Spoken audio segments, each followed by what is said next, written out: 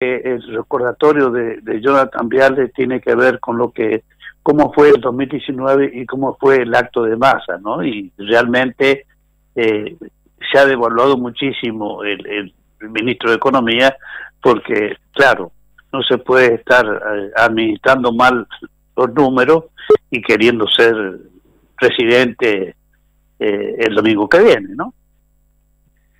En la Argentina todo es posible. Usted ha visto que lo venimos diciendo en su programa hace mucho tiempo, que un gobierno con este nivel de indicadores sociales y económicos, que tenga la aspiración de retener el gobierno en las próximas elecciones, realmente puede suceder en un país como Argentina. Lamentablemente, digo como Argentina no de manera peyorativa, sino para entender lo particular que somos los argentinos, ¿sí? O sea, creo que por ahí hace rato como sociedad hemos abandonado el juicio racional y, bueno, nos manejamos como un Boca River, ¿sí?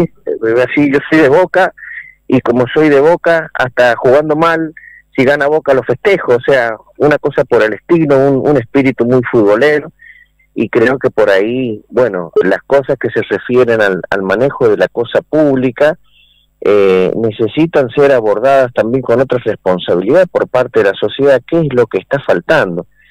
Porque bueno, no basta con que se ponga de manifiesto, con que nos muestren los números, nos muestren cómo está la economía, no basta todo eso en apariencia para que los ciudadanos de manera responsable puedan decirle basta a este modelo.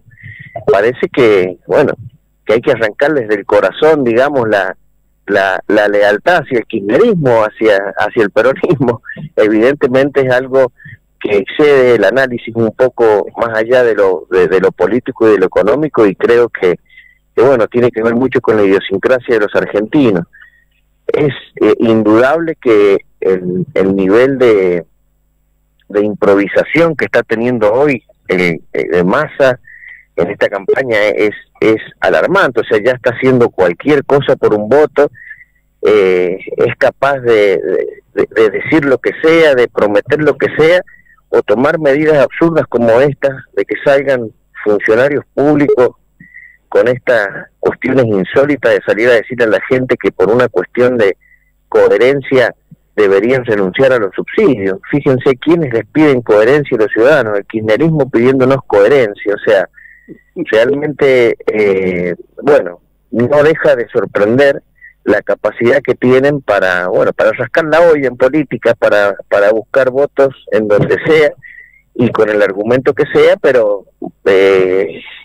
nos está mostrando la realidad que, más allá de todos los análisis que podemos hacer, la realidad es que hoy Massa se encuentra con chance de entrar al balotaje, es algo insólito.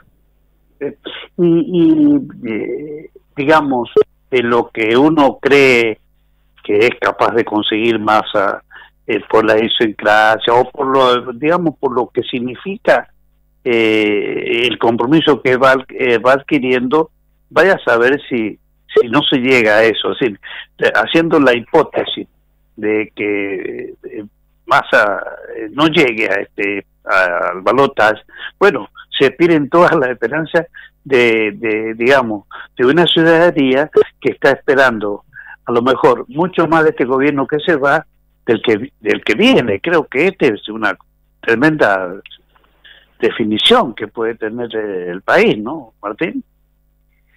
Sí, creo que, bueno, los argentinos somos un poco mesiánicos, somos un poco personalistas. Creo que también forma parte, y esto es importante hacer un análisis, que se hunde en nuestras raíces históricas. Esto forma parte también de la historia de la génesis de nuestra patria, y también de una manera de entender el presidencialismo en la República Argentina. El presidencialismo, es un sistema político que nació con la Constitución de los Estados Unidos de América, que es el modelo que utilizamos nosotros para nuestra Constitución en el año 1853, y evidentemente disculpe, Carlos, que estoy... Sí. evidentemente la forma, la manera de entender el presidencialismo en la República Argentina es, bueno, con la figura de un líder, de un presidente fuerte, que tenga un gran poder de acción y de decisión, y creo que eso es lo que la sociedad demanda. Creo que eso es lo que la sociedad demanda, y me parece que ahí es donde está la génesis de cultivar los personalismos. Entonces eso lo explota muy bien el justicialismo, el kirchnerismo también, exaltar la figura de un hombre fuerte que tenga la capacidad por sí solo de venir a cambiar este escenario. Y también esta mirada explica la buena performance electoral de Milei, ¿sí? Al que deberíamos digamos, complementarlo con otro análisis. Y por ahí también explica un poco la debilidad de Juntos por el Cambio, que quiere mostrar algo más racional, que quiere mostrar algo más horizontal, que quiere mostrar más un equipo de trabajo. Y fíjense ustedes, cuando Juntos por el Cambio, cuando Patricia Bullrich venía haciendo campaña basándose sobre el eje de su persona, de una persona con carácter, con convicciones, con valentía, le ha ido bastante mejor que cuando trataron de mostrar, digamos, una Patricia Bullrich acompañada por un equipo. Fíjense ustedes que por ahí debemos entender también en el momento en que se encuentran hoy los argentinos reflexionando su voto. O sea, me parece que tiene mucho que ver con esto. Bien, estamos con nuestro columnista Martín Zuleta, que es un docente, que es abogado, pero que además participa en política. Martín, vamos a hacer una pausa, Martín, ya seguimos nosotros para seguir analizando este momento, sobre todo pensando en qué puede pasar en San Juan también. Tony, hacemos la pausa y ya. Gracias, Tony. 5/5. Martín, creo que es importante este análisis que estamos haciendo, habida cuenta de que, el país está muy mal. No hay de parte de Milei y de lo que es los libertarios, digamos, una propuesta, a no ser de que se haya hablado del dólar como si físicamente ya lo tuviéramos en el bolsillo, ¿no? Me parece que por ahí puede sobrevenir el desencanto a la hora de que la gente empiece a transitar los meses y no encuentre en Milei lo que él decía a medias, sin ningún sustento. Todos los analistas económicos han venido, aclarando que la dolarización requiere de otros ingredientes. Por ahí hemos escuchado que faltan algo así como 30.000 millones de dólares para retirar del mercado de la plaza los pesos. Es decir, creo que realmente uno por ahí escucha, ve, analiza esto y la verdad que no lo entiende bien, pero creo que acá, como usted bien lo dice, ¿no? Un país presidencialista, un país que todos lo esperamos de que lo resuelva el presidente, y creo que por ahí puede ser un mito esto, ¿no? Pero me gustaría escucharte un poquito más. Sí, puede ser un mito. De hecho, no digo que sea un mito, pero sí forma parte de nuestra idiosincrasia y de nuestra manera por ahí de entender y de concebir el poder.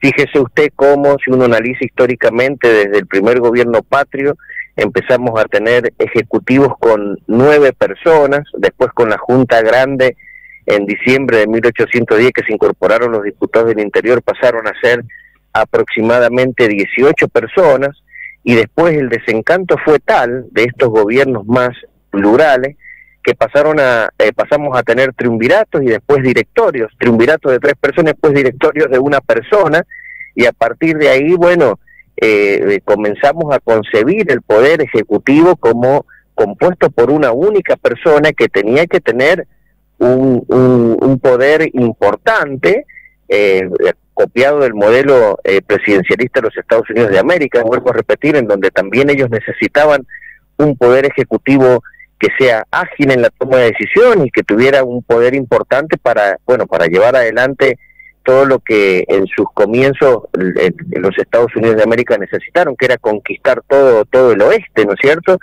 Bueno, en la Argentina se dio por distintas causas y por causas diferentes, pero un proceso histórico más o menos similar.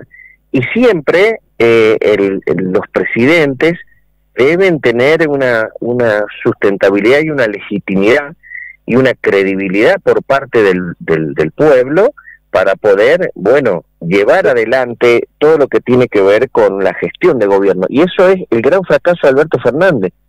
Usted póngase a analizar, Carlos, el gran fracaso de Alberto Fernández es que jamás fue visto por los argentinos como el presidente de los argentinos. Era el segundo de Cristina Kirchner y hoy es el segundo de Sergio Massa. O sea, una debilidad muy grande. Creo que el único momento en que Alberto Fernández tuvo su hora fue con la pandemia, que le permitió tomar un cierto protagonismo la pandemia a Alberto Fernández, colocarse en el centro de la escena política, y creo que fue el único momento donde Alberto Fernández pudo llegar a proyectar una imagen de ser él el presidente. Durante el resto de su gestión no. Y para lo que se viene de la Argentina, creo que ha leído correctamente Milei, Sergio Massa, y en un primer momento Patricia Bullrich leyeron correctamente esto que necesita el pueblo de ver a una persona y confiar en que esa persona puede llevar adelante las reformas necesarias. Porque tenemos que entender algo, si nosotros nos ponemos a ver lo que sucedió en los 90 con Carlos Menem, que fue el último presidente que ha hecho reformas sustanciales en la República Argentina, después podemos discutir si son buenas o malas, no voy a eso, sino que voy a lo siguiente: la convertibilidad se sustentó, fue una idea económica aplicada y propuesta por Domingo Cavallo, que no es de Cavallo, sino que ya existía en el mundo, pero que pudo sostenerse por un presidente que tuvo una firmeza en conducir a la economía hacia ese lugar. Entonces, por ahí creo que se puede explicar esa idiosincrasia que tenemos los argentinos de ser muy personalistas, de mirar a una persona y poder creer que es posible lo que nos está planteando. Y creo que lo de Milei tiene mucho que ver con eso, sumado a que la juventud, lo sigue, ha despertado en ese sector etario un interés por la política que realmente hace mucho tiempo que no se veía. Hay que remontarse hasta épocas de Néstor Kirchner, donde con otras herramientas, con otros medios, desde el Estado y repartiendo mucho dinero, también comprometió a muchos jóvenes. Lo de Milei es mucho más fresco en el sentido de que los jóvenes lo siguen de manera espontánea, y por ahí yo creo que más allá de lo que propone Milei, la base racional o fáctica o posible de las propuestas que está proponiendo Milei, creo que la gente está mirando más, ese discurso disruptivo, que creo que ha sido muy inteligente, y toda la estética que ha colocado Milei alrededor de esta especie de personaje, con ese pelo revuelto, con esas patillas largas, están emulando a un Carlos Menem, o a un Napoleón. Si usted se pone a ver, yo que soy profesor de historia, algunos retratos de Napoleón, o se pone a ver retratos de algunos próceres, hasta tenemos un Belgrano que por ahí usaba en algunos retratos este estilo de patillas cuidadas como las tiene Javier Milei. Estamos viendo que realmente este fenómeno Milei está muy bien pensado, muy bien trabajado, y viene hace mucho tiempo hablando de estas cosas y poniendo en el medio, en el centro de la escena política, estas ideas que parecía imposible hace un tiempo atrás que se pudieran considerar. Desde el menemismo, que estas ideas liberales, neoliberales, no tenían consenso social, y creo que hoy el gran mérito de Milei es que ha vuelto a poner estas ideas arriba de la mesa y ha venido a patear un poco el tablero. Y con respecto a la posibilidades fácticas de que Milei pueda llegar a implementar todas estas medidas que está proponiendo, bueno, debemos recordar también lo que pasó cuando Menem llegó al poder en el año 89, le costó 2 años estabilizar la economía, y recién cuando pudo implementar la convertibilidad, confiscando los ahorros de los argentinos que estaban en los bancos, porque hay que decirlo, de algún lado tiene que salir el dinero, Carlos. Bueno, ahí recién la economía pudo mostrar una cierta, digamos, estabilidad como para empezar a caminar con normalidad. Y creo que en ese sentido, lo que suceda en la Argentina para adelante, es decir, a partir del 10 de diciembre, si Milei es presidente, si Massa es presidente, si Bullrich es presidente, todos sabemos que es un escenario de sacrificio y un escenario complicado, ¿sí? O sea, cualquiera de los tres que sea presidente a partir de ahora del 22 de octubre, o si hay segunda vuelta a partir de noviembre, se va a sentar y le va a decir a los argentinos la realidad, que la cosa está complicada y que tenemos que hacer algunos sacrificios. O sea, todo lo que estamos escuchando hoy de los candidatos va a cambiar radicalmente cuando tengamos ya un presidente electo. Me parece que va a ser así. O sea, esperar que asuma y esperar que llegue, esperar que gane, esperar tantas cosas, ¿no? Porque las expectativas se van a ir multiplicando con la experiencia que tenemos en esto, ¿no? Sí, las expectativas se van a ir multiplicando, pero, a ver, en algún momento aparece la racionalidad, Carlos. Es decir, en el medio de una campaña electoral, hasta ya hemos pasado por estos procesos, las sociedades hasta logran perdonar los incumplimientos de campaña de los políticos, porque una vez que pasa el fervor de el acto eleccionario aparece la racionalidad. Le pasó a Menem. Menem dijo en muchas oportunidades, si yo hubiera dicho lo que quería hacer no me votaba nadie, o no dijo así, Carlos, ¿sí?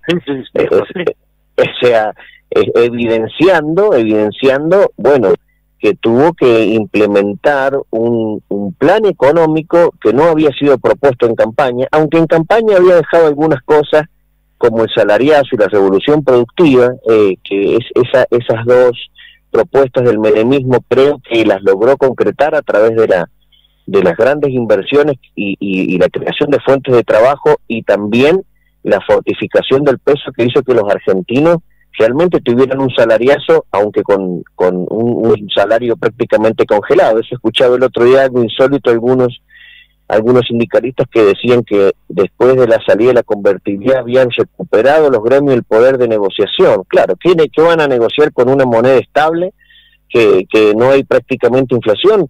No pueden negociar salarialmente absolutamente nada. O sea, a esas cuestiones insólitas es que nosotros hemos podido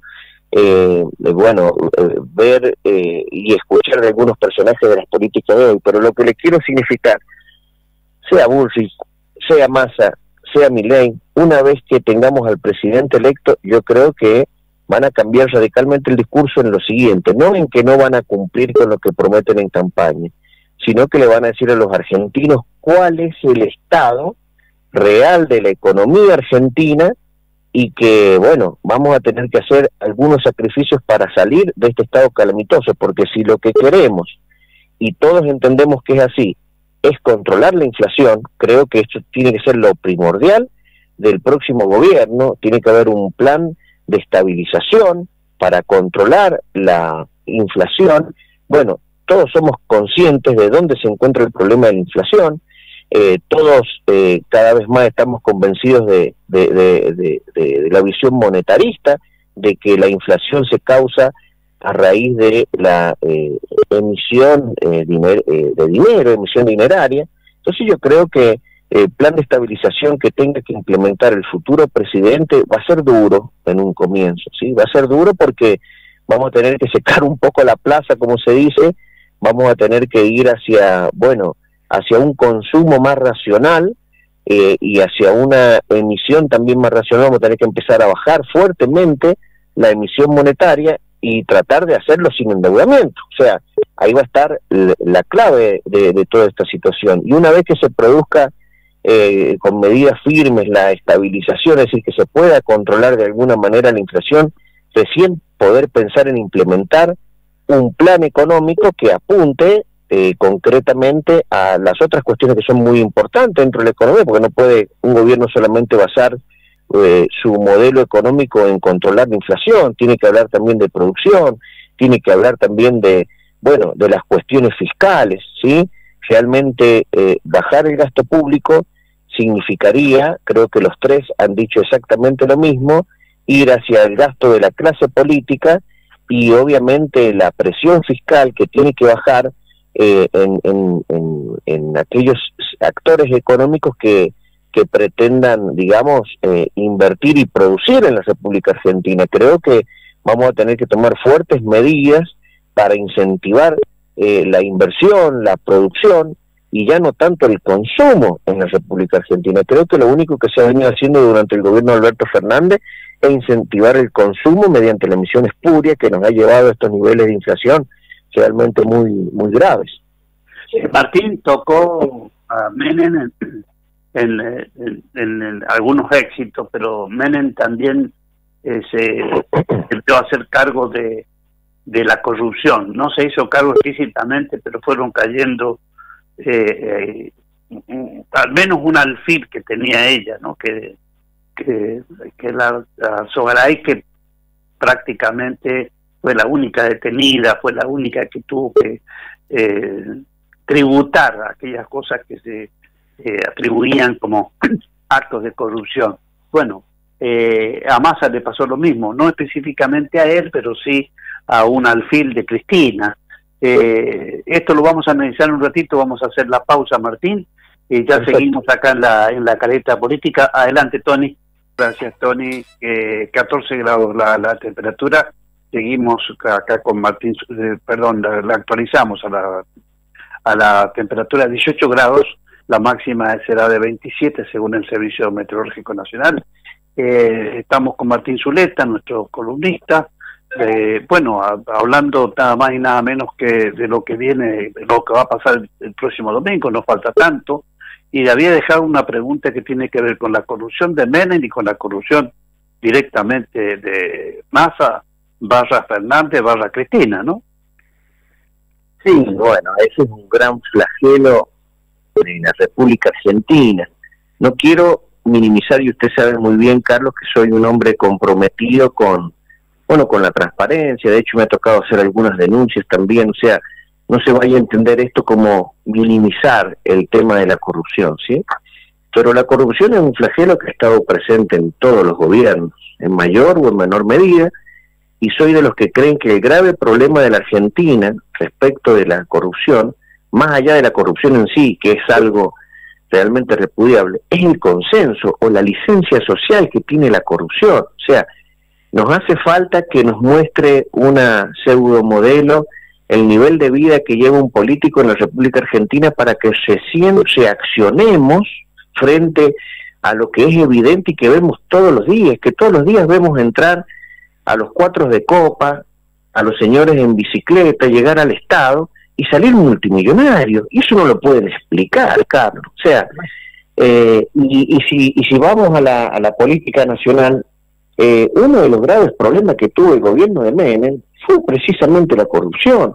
Y otro de los graves problemas que tuvo el gobierno de Menem, pese a haber tenido más o menos 6, 7 años exitosos, fue precisamente la política, ¿sí? Cuando Menem entró en toda su historia y su idea de conseguir la reelección, porque recordemos que en esa época no había reelecciones, cuando Menem llega a la presidencia era una única presidencia, un único periodo de 6 años, ¿sí? Bueno, logra Menem convencer a Alfonsín con el Pacto de Olivos para reformar la Constitución para que se permita una reelección y pasar el periodo presidencial de 6 años a 4 años, y ahí es donde empiezan todos los problemas, porque realmente si uno no puede sacar del análisis del fracaso de la convertibilidad esta cuestión que es central, porque eso distrajo, desde mi punto de vista, al gobierno nacional, al Ejecutivo Nacional de ese momento, y lo llevó, bueno, a despilfarrar fondos y recursos para tratar de sostener una campaña política que realmente fue, fue bastante complicada para las arcas del Estado, aunque fue muy favorable para Menem porque consiguió fácilmente la reelección porque realmente tenía un éxito económico que mostrar. Y no se olviden que después trató de ir por la reelección, no sé si se acuerda, Carlos, claro, que no la pudo conseguir, sí, que a regañadientes tuvo que aceptar que Duhalde vaya candidato a presidente y no lo apoyó, porque también hay que decirlo, ¿está bien? Así como Cristina no apoyó a Scioli, porque el peronismo tiene esas cosas muy particulares, así como hoy el kirchnerismo no apoya a Massa, no nos confundamos, no me salgo de lo que he venido diciendo hace mucho tiempo, pero bueno, es evidente que la corrupción forma parte de la idiosincrasia argentina, en el sentido de que somos uno de los pocos países que tiene de este nivel de tolerancia a la corrupción, ¿sí? Nosotros todos los días vemos a intendentes, gobernadores, concejales, diputados, senadores, que de repente pasaron de lavar sábanas para el hospital público a ser multimillonarios, o llegar a un municipio con un patrimonio muy flaquito y hoy ver que su familia se florea por todo San Juan con camionetas 4x4 que valen 25 millones de pesos. O sea, es realmente muy triste ver este espectáculo y decirle como analista político, cuando usted me pregunta por la corrupción del menemismo, que lamentablemente la corrupción tiene consenso social en nuestro país, y hasta que esa licencia social, hasta que el pueblo no esté, en condiciones de poder echar a los corruptos, es decir, que cualquier acto de corrupción lleve a que un político deba renunciar o salirse del Estado, bueno, estas cosas no van a cambiar. Pero sí, el gobierno de Menem estuvo sospechado y también tuvo funcionarios condenados por acto de corrupción, pero también los tuvo de la fuga, ¿sí?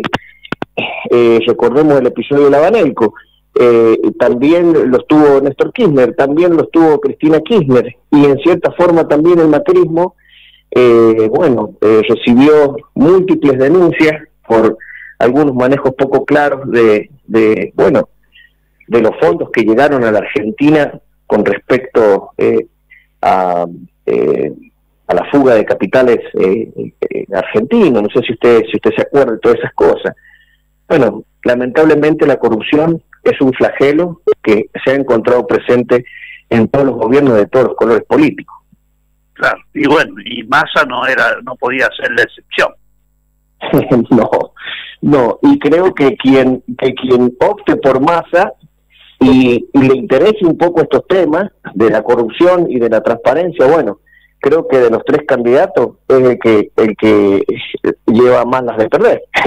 Claro. Pero bueno, veremos si los argentinos en esta elección ponen eso en consideración. Creo que eso le daría un plus a Patricia Bullrich y le daría un plus también a Milei.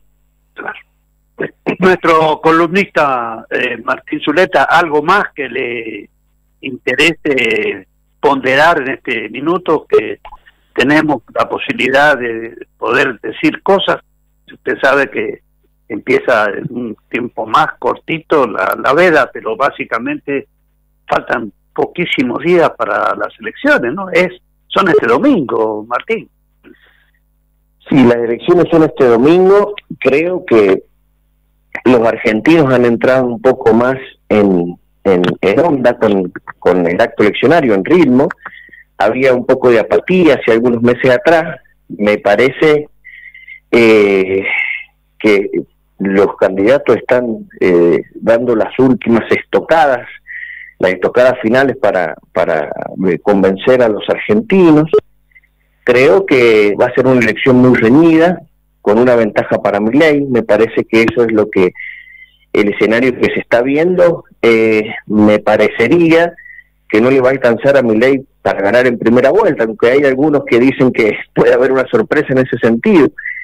Y por eso es muy importante y va a estar tan reñida la elección entre Bullrich y Massa. Debo decirlo porque soy un analista político y su programa y me debo a su programa y me debo a nuestros oyentes también, mi opinión respecto de los últimos movimientos que ha hecho Juntos por el Cambio y Patricia Bullrich al incorporar a Larreta como futuro jefe de gabinete. Me parece que no ha caído tan bien, no ha caído tan bien ni en la sociedad, ni ha caído también tampoco dentro de los seguidores de Bullrich.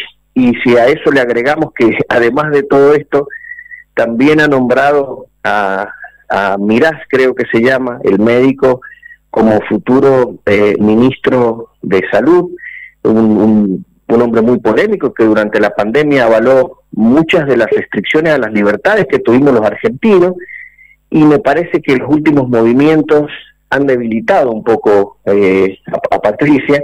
Creo que la sociedad quería una Patricia mucho más, presente, activa al frente, y lamentablemente la coyuntura complicada de Juntos por el Cambio llevó a una Patricia Bullrich que ha tenido que ceder un poco de espacio, ceder un poco de protagonismo, y esto lo vuelvo a, a analizar conjuntamente con lo que habíamos hablado en un primer momento, en un país presidencialista, con la idiosincrasia personalista que tenemos los argentinos, que tiene la sociedad argentina. Mostrar a una Patricia Bullrich un poco más condicionada y debilitada y acompañada por algunos sectores que no son los originarios que se tenía pensado, y me parece que la ha dejado en una posición de debilidad, un poco de debilidad en este último tramo de la campaña.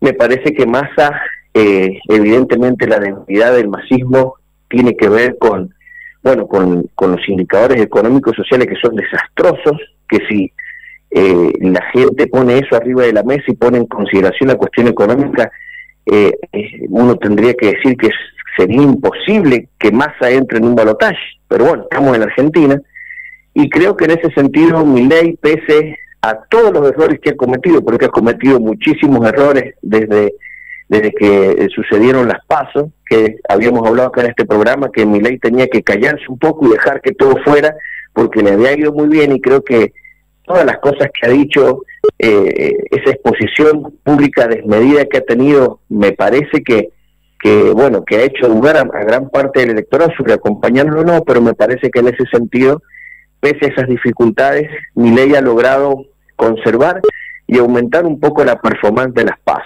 O sea, yo creo que la debilidad de Bullrich y la debilidad de Massa hacen que van a estar muy peleados en estas elecciones generales, y creo que hay una pequeña luz de ventaja para Patricia Bullrich de ganarle a Massa en esa mini pelea, mini competencia que hay ahí, para entrar en un balotaje con Javier Milei.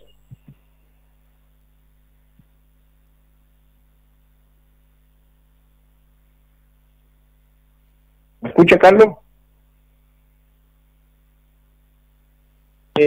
Agradecerle este aporte, Martín, y por supuesto nosotros nos despedimos hasta mañana a las 8 con una nueva edición de la Caleta Política por Radio